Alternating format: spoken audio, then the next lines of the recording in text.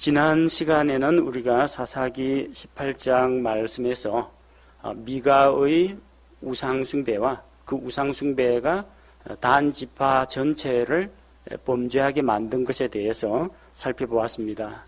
오늘 살펴볼 사사기 19장은 어떤 레위 사람이 첩을 취하고 또 그 첩을 데려오는 과정에서 그 첩이 집단 성폭행을 당함으로 말미암아 벌어진 사건과 그 뒤를 이어서 지파들 사이에 전쟁이 벌어지는 그 사건입니다. 자, 이 사건 역시 우리가 앞서 말씀드린 바와 마찬가지로 요수아가 죽고 나서 백성의 지도자가 없는 그런 상황에서 일어난 사건입니다. 지난번 사사기 18장에 나오는 그 미가의 우상숭배 사건에서는 베들레헴 유다에 있던 어떤 레위 사람이 에브라임 산지에 가서 우상의 전각지기가 되면서 문제가 벌어졌습니다. 이번에는 반대로 에브라임 산지에 어떤 레위 사람이 있었는데 베들레헴 유다에서 여자를 만나가지고 첩을 데려오면서 문제가 벌어지게 되었습니다. 자, 우리 오늘 읽은 말씀 1절에서 10절 말씀해 보니까 레위 사람이 자기 첩을 데리러 처가에 가서 그 자기 첩을 데려오는 그 이야기가 기록되어 있습니다. 시대적인 배경이 1절에 보니까 이스라엘의 왕이 없을 그때입니다. 즉 이 사건은 이스라엘의 왕을 세우기 이전에 일어난 사건입니다. 왕을 세우는 사건은 사무엘기상 8장에 가서 나옵니다. 그러니까 이거는 사사시대에 일어났던 이야기라는 겁니다. 그때에는 이스라엘의 왕이 없었기 때문에 각 사람이 자기 눈으로 보기에 옳은 대로 행하였다고 했습니다. 즉 사람들이 절대적인 진리의 말씀을 따르지 않고 자기 보기에 좋아 보이면 선이고 자기 눈에 보기에 혹은 자기에게 불리하면 악으로 규정하던 그런 시대입니다. 사람들이 자기 기준대로 살아가던 시대에 있었던 이야기입니다. 그래서 사람이 첩을 취하는 것이 옳으냐 그러냐 절대 진리는 무엇입니까? 성경 말씀입니다. 하나님께서 한 남자와 한 여자가 연합하여서 한 가정 부부로서 결혼 생활을 하라 이러면 이게 절대 진리입니다.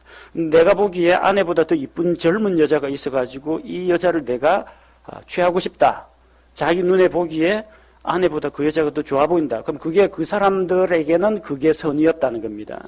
즉 옳고 그런 것을 말씀에 따라 행하지 않고 내 눈에 보기에 좋으냐 좋지 않으냐 그게 자기 기준이었다는 겁니다. 사사시대의 타락한 생활상을 보여주고 있습니다. 성경 본문에 이스라엘의 왕이 없을 그때 이런 일이 있었다. 이렇게 기술을 한 걸로 봐서 이 성경 기록자는 왕이 있던 시대에 그 이전 사건을 기록한 것이라고 볼 수가 있습니다. 이스라엘의 왕을 세운 사람은 지도자 사무엘이었습니다. 그래서 사무엘 시대에 그 왕조 시대가 거의 시작될 그 즈음에 아마 사사시대에 일어났던 그 사건들을 하나님께서 주신 그 말씀을 따라서 그가 기록했다고 볼 수 있습니다. 자, 어떤 레위 사람이 첩을 얻었습니다. 그 레위 사람은 에브라임 산지에 거하면서 베들레헴 유다에서 첩을 취했습니다. 하나님께서 처음에 만드신 결혼 제도는 한 남자와 한 여자가 각각 자기 부모를 떠나서 연합하는 것입니다. 일처 제도가 성경적인 제도입니다. 그런데 문화권에 따라서는 일부 다처 제도도 있고 일처 다부 제도도 있습니다. 한 남자가 여러 여자를 거느리는 그런 제도나 한 여자에게 여러 남편이 공동으로 여자를 소유하는 그런 제도도 있습니다. 그러나 이것은 성경의 원리에 어긋난다는 겁니다. 제일 대표적인 예로 이제 알라신 마호메트를 숭배하는 이슬람교 같은 경우에는 일부 다처제입니다. 한 남자가 아내를 넷이나 거느려도 그 이슬람 율법에 따르면 아무런 문제가 없습니다. 그러나 그거는 성경과 어긋나는 것이라는 겁니다. 사람들이 자기 자신의 욕망을 위해서 자기가 눈으로 보기에 좋은 대로 여러 여자를 취하는 것입니다. 3절에 보니까 그녀의 남편이 그녀에게 다정히 말하고 그녀를 데려오기 위해 거기로 갔는데 그 젊은 여자의 아버지가, 젊은 여자라고 했습니다. 이걸로 봐서 그에게는 이미 아내가 있었는데 나이 들어서 늙은 아내가 있었다는 것을 알 수가 있습니다. 본처보다 더 젊고 예쁜 여자를 자기 첩으로 취했다는 것입니다. 즉, 이 레위 사람의 기준은 하나님의 말씀이 기준이 아니라 자기 자신의 육신의 정욕으로 말미암아 첩을 얻었다는 것을 볼 수가 있습니다. 레위 사람은 이스라엘 백성에게 하나님의 율법의 말씀을 가르치는 사람입니다. 그리고 백성에게 말로 가르칠 뿐만 아니라 생활 가운데에서 삶의 모범을 보여야 되는 사람입니다.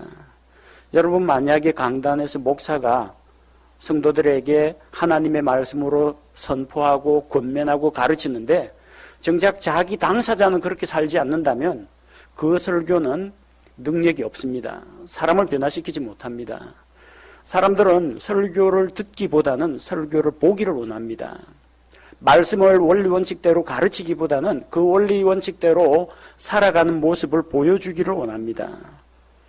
이스라엘 백성의 영적인 지도자라고 할 수 있는 레위 사람이 이렇게 도덕적으로 타락한 생활을 하는데 하물며 일반 백성들은 어떻겠습니까?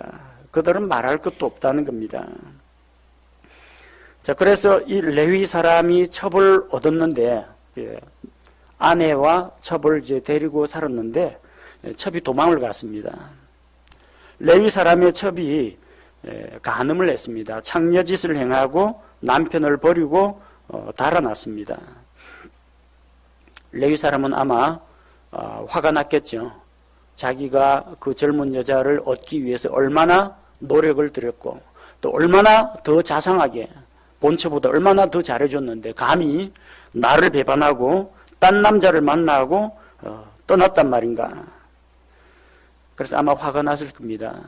그러나 따지고 보면 이 레위 사람이 잘못했느냐 첩이 잘못했느냐 그 따지야봤자 도토리 키재기라는 겁니다.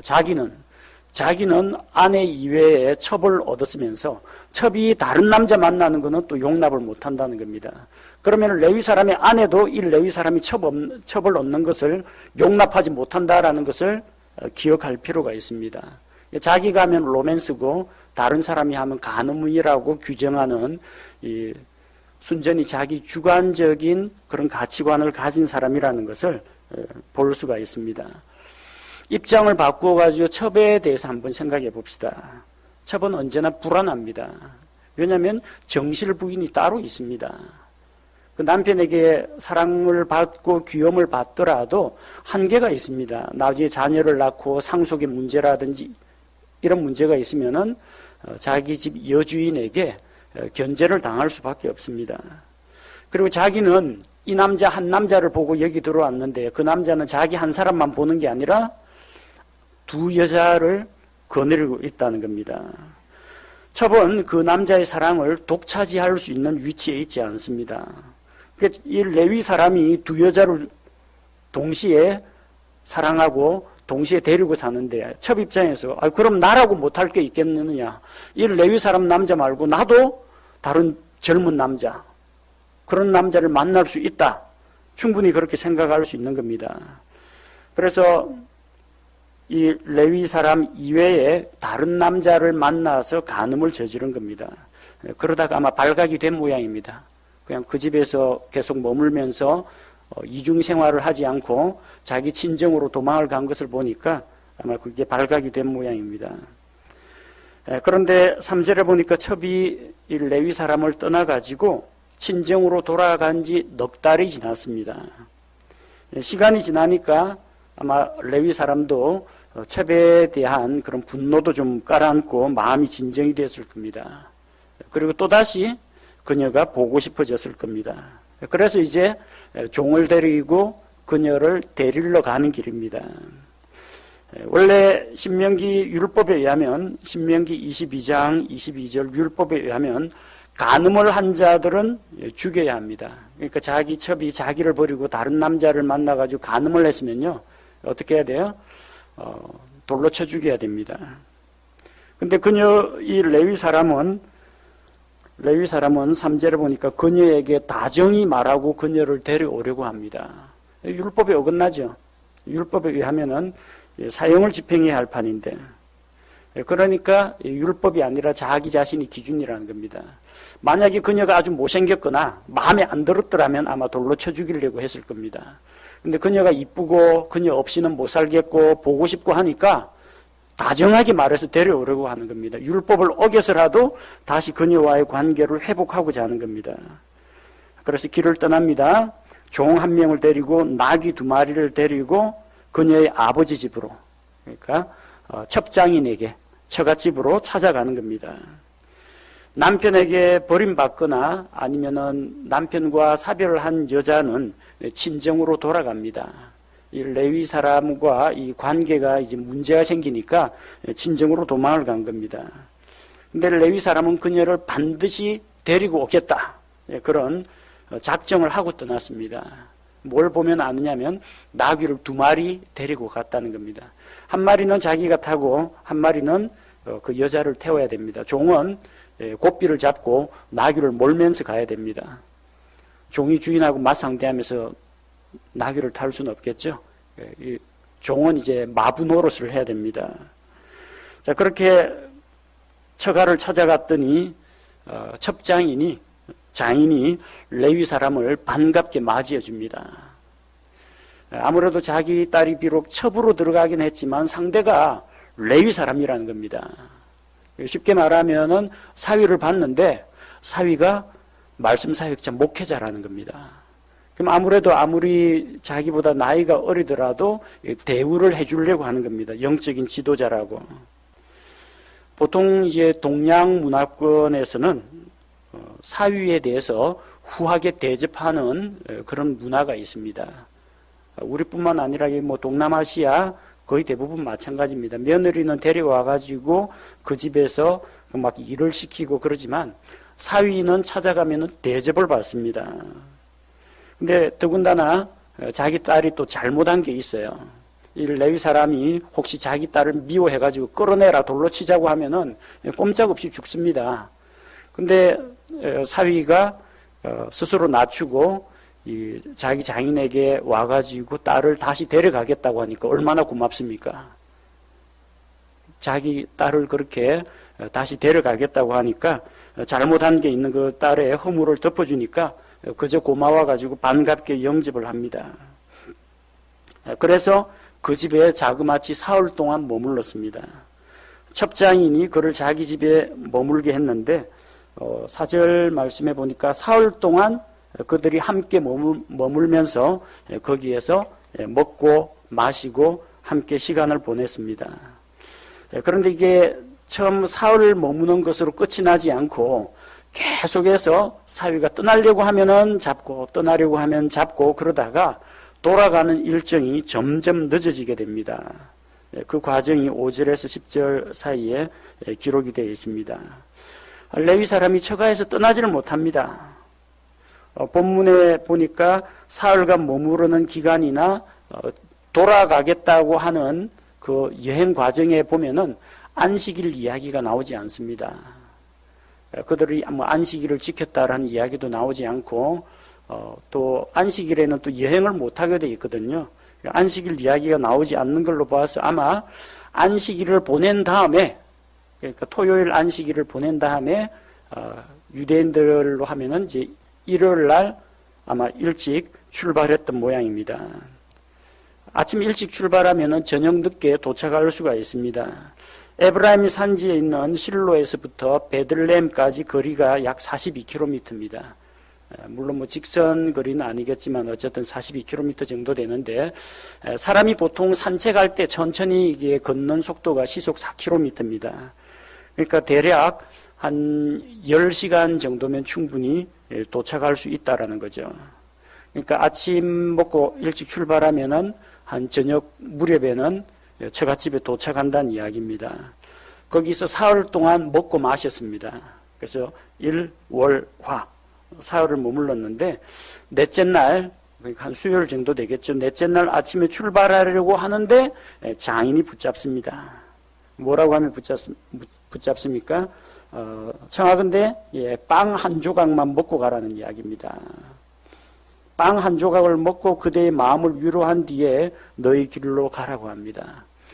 여러분, 빵 한 조각 먹는데 시간이 어느 정도 걸릴 것 같습니까?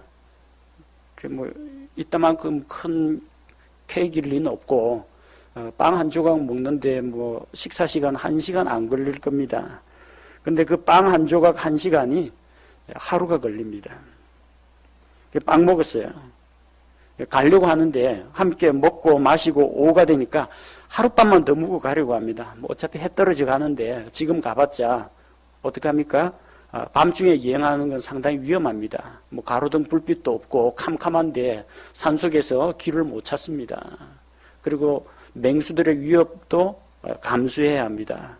그러니까 이왕 늦은 거 점심 먹고 조금 쉬었다 가라고 했는데 보니까 한 서너 시 돼 갑니다. 지금 출발해봤자 중간에 또 어디서 노숙을 해야 할 판이니까 그냥 자고 가라고 합니다.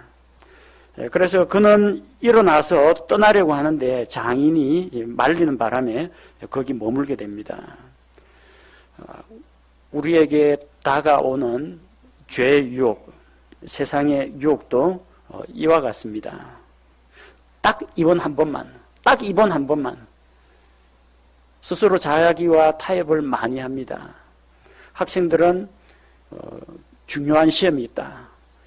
하나님께 예배 드릴 것인가? 도서관 가서 공부를 할 것인가? 하나님 딱 한 번만 눈 감아 주십시오. 그래가지고 한 번 빠지죠. 그 다음부터는 좀 양심이 담대해집니다. 그 다음부터는 하나님께 물어보지도 않고 시험인데 생각하고 담대하게 예배에 빠지는 것이 자연스럽게 일어나게 됩니다. 조금만 더. 이거 여러분 조금만 더 빵 한 조각 그러죠? 쉬운 거 아닙니다. 어린이한테 사탕 하는데 좋아, 딱 한 알이다, 딱 하나만 준다, 이거 하고 진짜 이거 먹은 다음에 없다 그러거든요. 애는 당장에 사탕 하나 얻어먹기 위해서 무조건 예스라고 합니다. 하나 주죠. 다 먹으면 또 줘 그럽니다. 왜? 사탕 있는 거 봤거든요. 안 됩니다. 끊을 때는 단호하게 끊어야 됩니다. 장인이 빵 한 조각 하면은 빵 한 조각, 진짜 빵 한 조각 먹고 아침 8시 출발해가지고 도로 돌아가야 됩니다. 그래, 빵 먹으라. 좀 이거 포도 주스도 좀 마셔라 하다 보니까 좀 있으면 점심시간인데 점심 먹고 가라. 점심 먹고 나니까 또 같이 이야기 좀 하다 보니까 서너 시 돼가지고 해 떨어진다. 하룻밤 자고 가라. 못 갑니다. 그래가지고. 그 셋째 날까지 사흘간 잘 먹고 이제 넷째 날 출발하려고 하는데 빵 한 조각 때문에 넷째 날 하루가 날아갔습니다. 그래서 레위 사람이 다섯째 날 출발하려고 합니다. 목요일입니다. 아침 일찍 레위 사람이 떠나려고 하는데 장인이 또 그를 붙잡았습니다. 8절에 보니까 그 젊은 여자의 아버지가 이르되 원하건대 그의 마음을 위로하라 하므로 그들이 오후까지 머물며 그들이 함께 먹으니라. 아침 먹고 가라 해서 조금 있다가 점심 욕이라도 하고 가라 했는데 점심 먹고 오후가 되어버렸습니다. 오후까지 머물며 그들이 함께 먹는데 또 9절에 보니까 장인은 날이 저물어 가니, 날은 언제부터 저무느냐 하면요, 낮 12시 이후로부터는 해가 점점 떨어져 갑니다. 해질 무렵까지는 아니더라도 아마 오후 조금 지나가지고 한 오후 2, 3시 정도 된 것 같습니다. 날이 저물어 가니 하룻밤만 더 머물고 내일 떠나라고 합니다. 근데 어저께 빵 한 조각 때문에 붙잡혔는데 오늘도 하룻밤 해가 또 붙잡히면은 문제가 될 수가 있습니다. 10절에 보니까 레위 사람이 그 밤에 이 유다 베들레헴에 머무르지 않으려고 합니다. 왜냐면은 오늘이 지금 다섯째 날 목요일인데 다음 날이 금요일입니다. 금요일 날 아침 8시에 출발한다 하더라도 18시, 오후 6시 도착합니다. 근데 오후 5시나 5시 반에 해 떨어지면 금요일 안식일입니다. 명색이 또 레위인이고 레위인이면 또 성소에서 또 할 일도 있고 실로에 있는 성소에서 일도 해야 되고 그러기 때문에 결국은 무리해서라도 목요일 오후라도 출발을 해야 됩니다. 또 장인이 이 금요일 아침에도 쉽게 보내줄 것 같지 않거든요. 그래서 출발을 하려고 합니다. 낮은 많이 지났지만 어쨌든 또 발목 잡히면은 점점 늦어지기 때문에 늦었지만 그래도 가려고 합니다. 그래서 11절에 보니까 낮이 많이 지난 그 시기에 종이 자기 주인에게 말하기를 우리가 근처에 있는 여부수 족속의 마을로 들어가자라고 이야기합니다. 아마도 출발한 시간이 오후 한 3시나 4시 그 정도 된 것 같습니다. 낮이 많이 지났다라고 했는데 베들레헴에서 여부스까지, 여부스는 예루살렘을 말합니다. 베들레헴에서 예루살렘까지 거리가 약 10km입니다. 천천히 걸어서 옆에 여자도 데리고 가야 하니까 두 사람은 낙이 타고 종은 주인하고 같이 탈 수는 없으니까 종은 도보로 낙이 고삐 끌고 가야 됩니다. 그러면 대략 한 2시간 반 정도 걸립니다. 한 3시쯤 출발했다라고 하면은 한 5시 반쯤 됐겠네요. 6시 반에 해 떨어진다 생각하면은 아마 이제 날이 조금만 있으면 어두워질 테니까 근처에 마을이 나타났을 때 일단 들어가자는 이야기입니다. 10절에 보니까 그들이 떠나서 여부스 맞은편에 이르렀는데 여부스는 예루살렘이라고 합니다. 아직까지 다윗이 여부스를 정복하지 않았습니다. 다윗이 왕이 된 다음에 여부스를 완전히 점령하고 그 예루살렘에 다윗의 도시를 만듭니다. 자, 종이 여부스 족속의 도시에 들어가서 여기서 하룻밤을 머물고 금요일 아침 일찍 출발하면은 그래도 거의 어느 정도 베들레헴 유다에서 여부스까지는 왔으니까 에브라임까지는 이제 거리 많이 남지 않았습니다. 그러면은 안식일 전에 돌아갈 수 있을 거라고 생각한 겁니다. 자, 그런데 여부수 족속의 마을로 가자고 하는데 레위 사람이 이제 거절을 합니다. 레위 사람은 이스라엘이 아닌 이방인의 도시에 들어가지 않으려고 합니다.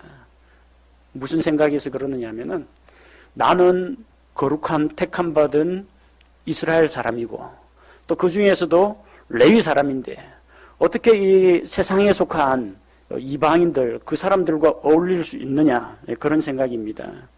자기 딴에는 자기가 거룩하다고 생각한 겁니다. 옆에 첩을 데리고서 나는 거룩해, 나는 그대보다 거룩해 그런 생각을 가지고 있는 겁니다. 그리스도인들도 이런 상대적인 교만과 우월감에 빠질 수가 있습니다. 하는 행실은 불신자보다 더 못하면서 나 예수 믿는 사람이요 하면서 그리스도인으로서 합당하지 않은 삶을 살아가는 그런 사람들이 있다는 겁니다. 자기 교만과 위선에 빠져서 그 종교인의 삶을 살면서 행실은 세상 사람보다 더 못한 사람이 있다는 겁니다. 또 이 레위 사람은 이방인들의 마을에 가면은 레위 사람이라고 에브라임 사람이라고 유다 사람이라고 이방인들이 특별 대우를 해주지 않습니다. 그냥 유대인, 이스라엘 사람 그걸로 끝입니다. 그런데 이스라엘 마을에 들어가면은 날 레위 사람이요 하면은 뭔가 좀 생깁니다. 영적인 지도자이기 때문에 율법에 의하면 레위 사람과 나그네와 또 이 과부를 돌보아야 하기 때문에 이스라엘 지파 안에 들어가면은 자기가 그래도 레위 사람이라는 이 지위가 있기 때문에 좀 대접을 받을 거라고 생각했던 모양입니다. 아무리 봐도 이방인들의 도시에 들어가는 것보다는 그래도 우리 동족인 이스라엘이 낫다라고 생각한 겁니다. 근데 실은 낫지 않습니다. 아마 여부수 족속의 도시에 들어갔더라면은 아마도 그 고대인들의 풍습에 따라서 나그네를 접대를 했을 텐데 그 베냐민 지파에 속한 기브아에 들어가는 바람에 거기 동성애자들이 사는 데입니다. 거기서 두 남자가 성폭행 당할 뻔했고 그리고 자기가 데리고 온 그 여자, 그 젊은 여자 첩이 집단 성폭행을 당해가지고 결국 죽게 됩니다. 하나님의 사람이라고 하는 레위 사람, 하나님의 백성이라고 하는 이스라엘 사람이 이방인들보다도 더 못한, 더 타락한 삶을 살았다는 것을 보여주고 있습니다. 종은 주인이 시키는 대로 할 수밖에 없습니다. 그래서 주인이 종에게 우리가 기브아나 라마 두 곳 중 한 곳에 가까이 가서 온 밤을 지내자고 합니다. 베냐민 지파의 기브아.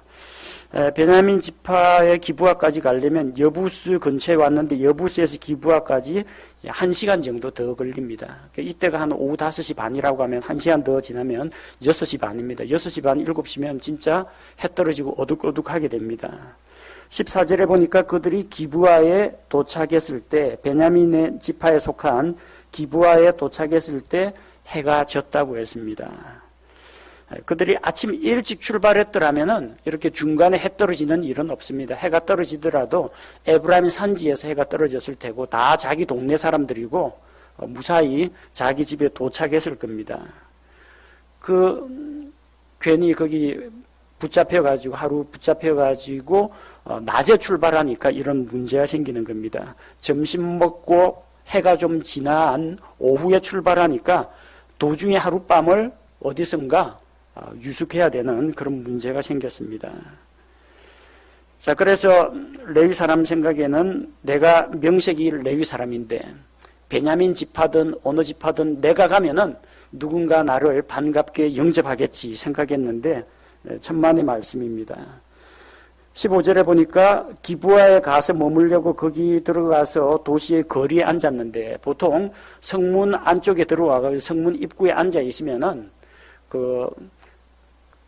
나그네를 대접하는 이런 풍습이 있기 때문에 해 떨어질 무렵이면 일 마치고 성문으로 들어오는 사람들이 있습니다. 그냥 못 보던 이방인이나 나그네가 쭈그리고 앉아 있는 걸 보면은 행선지가 어디인지 물어보고 그 다음에 일행이 몇 명인지 물어보고 자기 집으로 데려가서 재워주는 것이 일반적인 풍습입니다. 왜냐하면 신명기 율법에 나그네를 대접하라는 말씀이 있습니다. 근데 이 베냐민 지파에 속한 이 기브아 사람들이 아무도 이 율법을 지키지 않는 겁니다. 나그네를 보고도 씩 보고 그냥 씩 지나갑니다. 레위 사람은 갑갑했겠죠. 이런 괘씸한 사람들, 나그네를 대접하라는 율법도 모르느냐 괘씸하게 생각했을 겁니다. 그래도 할 수가 없습니다. 레위 사람 자체가 지금 율법을 안 지키는 사람인데 일반 백성이라고 지키겠습니까? 자기도 율법 안 지키고 일부 다처제 처벌 얻었는데 일반 백성이라고 이런 소소한 율법, 나그네 대접하는 율법을 지킬 리가 없죠. 자, 그래서 이 베냐민 지파의 기브아에 들어갔다가 큰 봉변을 당하게 되는 겁니다. 오늘 우리가 읽은 이 사사기 19장 말씀을 보면은 사사 시대의 이스라엘 백성이 영적으로 도덕적으로 얼마나 타락했는지 엿볼 수가 있습니다. 세상에 하나님의 율법을 가르치는 레위 사람이 처벌두었습니다. 또 그 처벌은 다른 남자하고 바람이 나가지고 남편을 버리고 가버렸습니다. 지금 이 첩이 딴 남자 만나가지고 바람 피운 것을 정죄할 때가 아닙니다. 둘 다 똑같다는 겁니다. 레위 사람의 수준이나 아내를 두고서 멀쩡히 살아있는 아내를 두고서 첩을 얻은 이 남자나 자기를 첩으로 데려온 남자를 버리고 다른 남자와 간음을 한 여자나 누가 더 낫다고 말할 수 없을 정도로 하나님 앞에서는 둘 다 죄인입니다. 둘 다 율법을 어긴 자들입니다. 남편이 종교 지도자인 레위 사람이 율법을 지키지 않고 믿음으로 사는 삶에 본을 보이지 않는데 일반 백성이라고 별반 다르겠습니까? 다 똑같다는 겁니다. 지도자가 영적으로 타락하고 무너지면 일반 백성들, 일반 성도들은 말할 것도 없습니다. 그래서 우리가 말씀 사역을 하는 자나 설교자나 가르치는 교사나 가르칠 뿐만 아니라 자기가 가르치는 말씀을 따라 살아가야 합니다. 우리 그리스도인이 다른 사람들 만나서 전도하면서 당신은 죄인입니다. 하나님은 죄인을 사랑하십니다. 이거 전도하기 이전에 다른 불신자들의 죄를 정죄하기 전에 자기 자신을 주님 앞에서 돌아보고 자기 죄를 먼저 돌아보고 회개하고 주님과의 관계를 회복하는 것이 먼저라는 겁니다. 또 우리는 이 레위 사람의 이야기에서 세상의 유혹이 어떤 방식으로 우리에게 다가오는지 잘 알 수가 있습니다. 세상은 우리에게 큰 걸 요구하지 않습니다. 한 일주일간 푹 쉬었다 가라고 하면 펄펄 뛸 겁니다. 내가 해야 할 일이 있는데, 성막에서 해야 되는 일이 있는데, 레위 사람으로서 할 일이 있는데, 일주일간만 예배 한번 빠져라, 일주일만 교회 나가지 마라, 일주일만 성경 읽지 마라 하면은 아마 대부분의 그리스도인은 펄펄 뛸 겁니다. 그런 법이 어디 있느냐 하면서 정신이 번쩍 들 겁니다. 근데 세상이나 마귀는 그런 식으로 유혹하지 않습니다. 에이 이번 주 한 번만 예배 빠지면 어때 하면은 그럴까 하는 생각이 듭니다. 아니 일주일 내내 성경 읽고 있는데 야 오늘 하루 이거 몇 장 안 읽었다고 세상이 끝나는 것도 아니고 그냥 놀러 가자 그러면은 빠집니다. 이 첩자인이 어떻게 그를 유혹했는지 보십시오. 빵 한 조각만 먹고 가라고 했어요. 빵 한 조각 먹는데 1시간 걸리냐 2시간 걸리냐 한 조각만 먹고 가라. 그 한 조각으로 끝났습니까? 음료수도 마셔라. 마신 김에 우리 같이 이야기나 좀 하자. 배고프다. 점심때 다 됐다. 점심 먹고 가라고 합니다. 붙잡히면 끝이 없습니다. 세상은 우리에게 많은 것을 요구하지 않습니다. 작은 것을 요구합니다. 이번 한 번만 네가 양보해라. 이번 한 번만 제사상에 절해라. 이번 한 번만 우리하고 같이 가자. 근데 그 한 번이라는 게 빵 한 조각이라는 게 1시간이라는 게 결국은 이렇게 그의 발걸음을 이틀간이나 더 붙잡아 놓았고 마침내 그를 파멸에 이르게 만든다는 겁니다. 빵 한 조각만, 하룻밤만 더, 딱 이번 한 번만, 조금만 더, 이런 점진적인 유혹이 그리스도인을 무너뜨리는 사탄의 도구가 된다는 것을 우리가 명심하고 죄의 문제에 있어서 세상의 유혹에 있어서는 단호한 입장을 취하고 절대로 타협하지 말아야겠습니다.